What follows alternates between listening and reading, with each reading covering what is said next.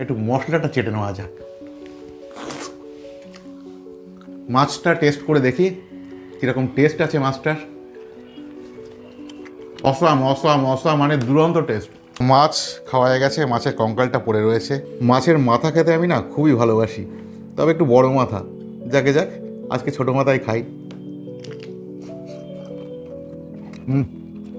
দুরন্ত। বাজে এখন 2:15। তো লাঞ্চ করতে বসে গেলাম। আজকে আমার যে মেনুটা সেটা খুব সিম্পল, কিন্তু আমার একটু পছন্দের মেনু। তো একটু কাছ থেকে আগে দেখিয়ে দিই তোমাদেরকে। তো আজকে দুপুরবেলা আমার মেনু হলো সাদা ভাত, সঙ্গে পেঁয়াজকলি আলু ভাজা, আর রয়েছে বিনসের তরকারি আর রুই মাছের ঝাল। তো প্রথমে খাবো পেঁয়াজকলি আলু ভাজা। এটা গতকালও খেয়েছিলাম, আজকেও মা করেছে। আর শীতকালে গরম ভাতে পেঁয়াজকলি আলু অসম্ভব ভালো লাগে। দুরন্ত জাস্ট ফাটাফাটি। বিনস আলু দিয়ে একটা তরকারি, এই যে আগেও দেখিয়েছি। তো আগেটা ঢেলে নিই। বেশ ভালোই হয়েছে, মশলাদার মতো হয়েছে, ভালোই হবে। তো অল্প করে মেখে খেয়ে দেখি কীরকম হয়েছে। বাহ, অসাধারণ হয়েছে বন্ধুরা।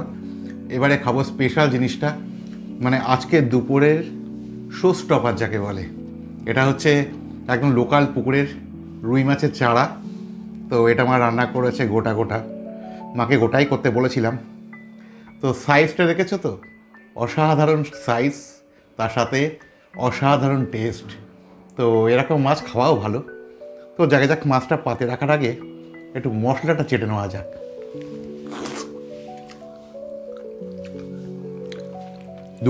দুরন্ত। তো একটু ঝোলও নেই, ঝোল না, এটা ঝাল করেছে, সর্ষে বাটা দিয়ে ঝাল। ব্যাস, একটু খেয়ে দেখি কীরকম।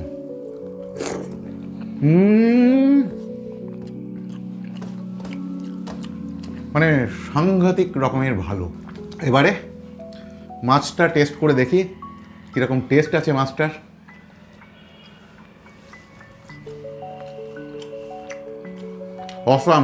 অসাম মানে দুরন্ত টেস্ট, জাস্ট ফাটাফাটি। মানে স্বাদে অপূর্ব, আর স্বাস্থ্যের জন্য খুবই ভালো।